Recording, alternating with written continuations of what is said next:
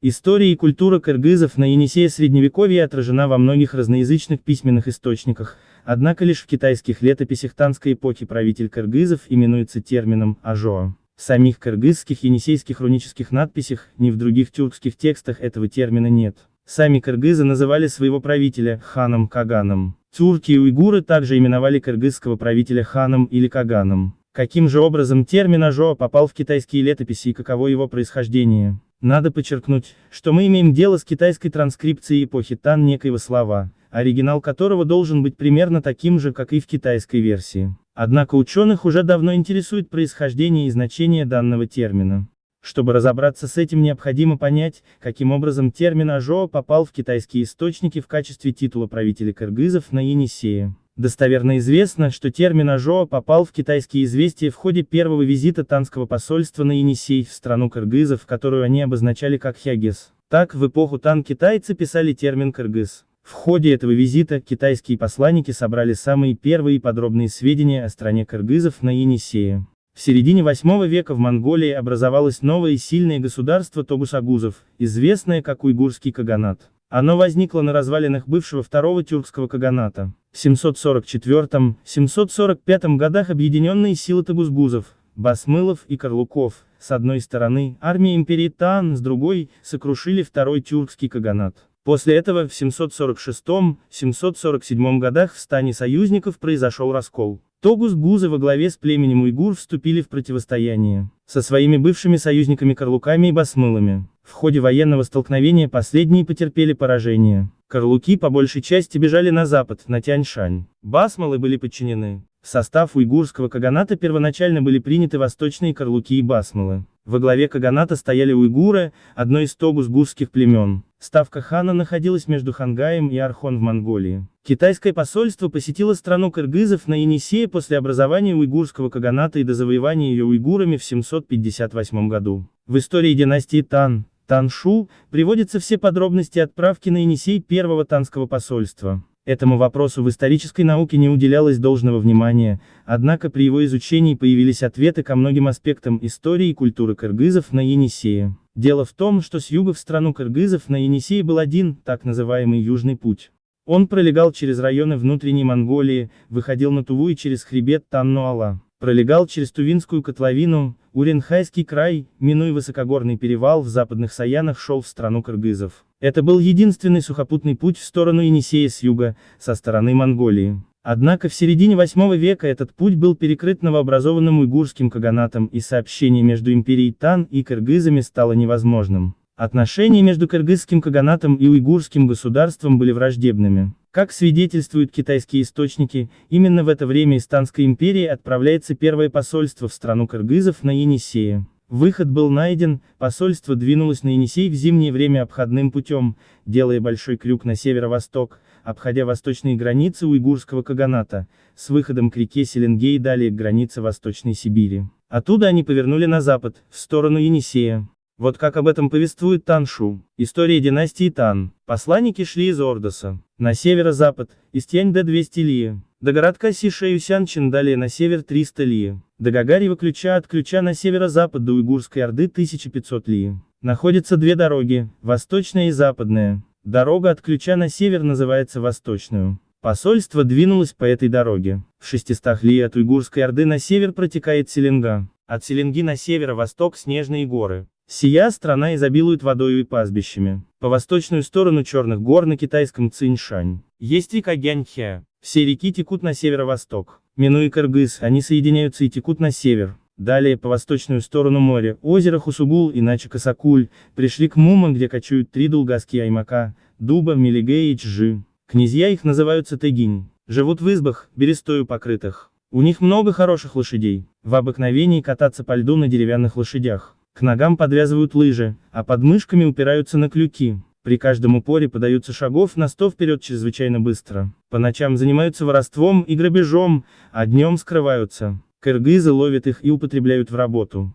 Таким образом, первое китайское посольство попало на Енисей, страну кыргызов, обогнув восточные границы уйгурского каганата, легко преодолевая замерзшие покрытые льдом реки и речушки того края. Танские посланники свободно перемещались в заданном направлении и успешно вышли к границам Восточной Сибири, где и начиналась восточная граница кыргызского каганата. Ставка кыргызского хана находилась на левом берегу Енисея, на северном склоне западных Саян. Достигнув восточных границ кыргызов, китайские посланники вступили в правобережную часть Среднего Енисея. Их маршрут пролегал через обширные районы восточных Саян, населенных самодийскими племенами. Самодийцы – это общее название ненцев, энцеев, гонасан, селькупов и саянских самодийцеев, камасинцеев, кайбал, моторов, тайгийцеев, карагасов и сайотов, говорящих на языках самодийской группы, образующих вместе с языками финно-угорской группы уральскую языковую семью. Саянские самодийцы в настоящее время входят в хакасскую народность и стали хакасами, отчасти тувинцами и западными бурятами.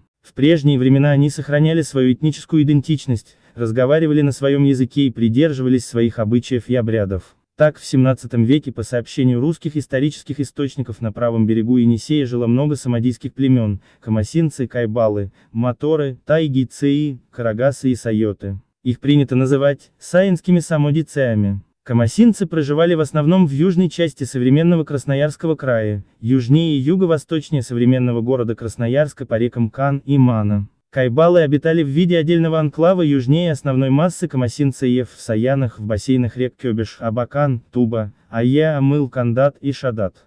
Тайгийцеи, карагасы и моторы проживали на территориях от правобережья Енисея в районе современного Абакана до верховьев рек Бирюса и Уда на западе современной Иркутской области, в бассейнах рек Кизир, Туба, Амыл и Оя. Саяты проживают и ныне в Акинском районе Бурятии. Все эти племена являются потомками средневековых самодийцеев, обитавших на правобережье Енисея с незапамятных времен. В средние века в 8-10 веках их было намного больше. Занимались они в основном охотой и рыбной ловлей, жили в деревянных домах, зимой делают дом, покрывая его древесной корою. Эти люди любят охотиться на животных. Все пользуются древесными конями-лыжами. Когда поднимаются и опускаются по северному склону гор, так стремительно несутся, точно летят. В социально-экономическом отношении они по уровню развития стояли намного ниже, чем левобережные племена. Они не знали, что такое государство, у них не было термина «правитель», они находились на уровне патриархально-родового строя, у них не было письменности. Для них были характерны большие патриархальные семьи,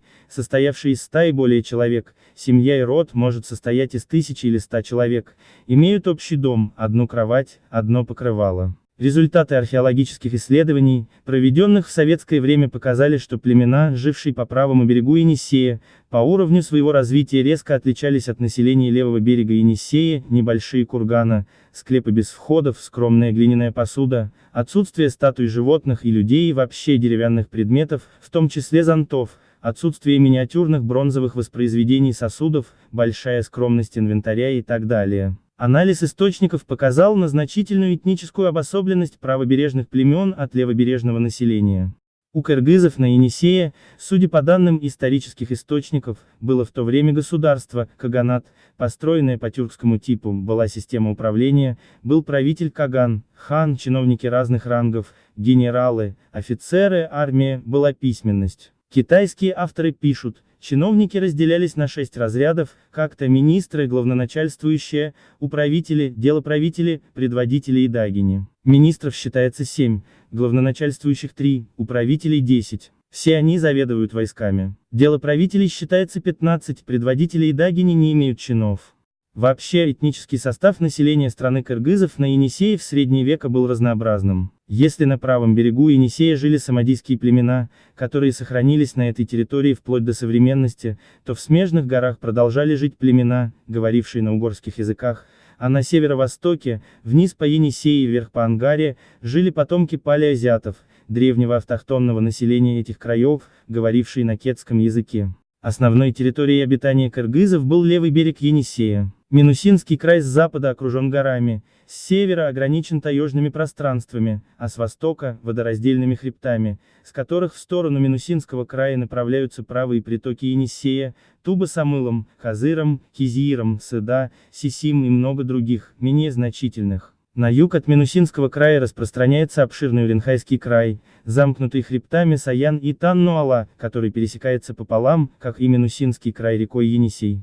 Енисей – одна из крупнейших рек мира, самая глубокая и многоводная река Сибири. Местное тюркское население называет ее Улуг-Кем, Великая река. Истоком Енисей берет свое начало в восточных Саянах, в высокогорном озере Кара-Балык. По левую сторону Енисея простираются бескрайние равнины западносибирской низменности, по правую сторону возвышается покрытое лесами среднесибирское плоскогорье. Поэтому левый берег реки почти всюду низкий, луговой, а правый – высокий, крутой и нередко с отвесными утесами. В Енисей с правого берега впадает большое количество рек и речушек: Кёбеш, Туба, Мана, Ангара, Бахта, Нижняя Тунгуска, Хантайка и Подкаменная Тунгуска, в другую же сторону на восток и север Бирюса, Канмана. Река Ангара соединяет Енисей с Байкалом.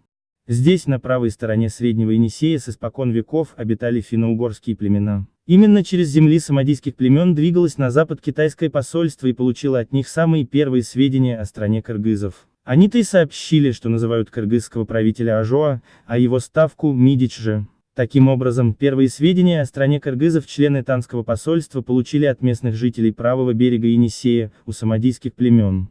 Вильгельм Шот, немецкий филолог и востоковед XIX века, был полиглотом, владел турецким, персидским, японским, китайским, маньчжурским, тибетским, тайским, вьетнамским, чувашским, чагатайским, финским и венгерским языками, а также рядом языков Индии. Вильгельм Шот был крупным специалистом в области истории, культуры, народной поэзии, мифологии и лингвистики финских и среднеазиатских тюркских народов. Он обратил внимание на то, что термин «ажоа», упоминаемый в китайских источниках, не что иное, как самодийская ася, отец, а термин «мидич» же он сопоставил с самодийским «миди», «миади», место палатки, ставка.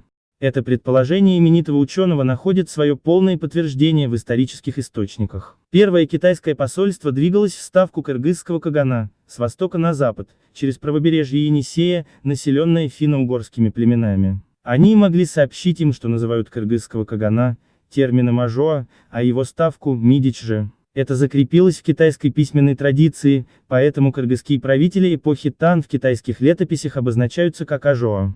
Кстати, сам кыргызский ажоа в то время именовался каганом. Сами кыргызы термина ажоа для обозначения правителя государства не употребляли. Так его называли самодийские племена Саянского Нагорья. Выше мы подчеркнули об их патриархальном укладе жизни. Употребление термина ажоа в значении «отец страны» или «отец родной» для обозначения кыргызского кагана также отражает патриархальные черты самосознания этих племен и некую любовь к своему правителю. Самодийцы, после того как вошли в состав государства кыргызов, стали верными подданными кыргызских каганов, верно им служили и не создавали для кыргызов проблем. У кыргызов и других тюркских народов титула ажоа не было. У них были титулы хан, каган, бек и элтибер. Термин ажоа является инородным и употреблялся скорее всего самодийскими племенами правобережья Енисея для обозначения кыргызского хана. Вместе с тем, в 17 веке термин ажоа существовал у населения правобережья Енисея, скорее всего у самодийцев. Так они называли судью. У кыргызов судья назывался тюркским термином аркуч.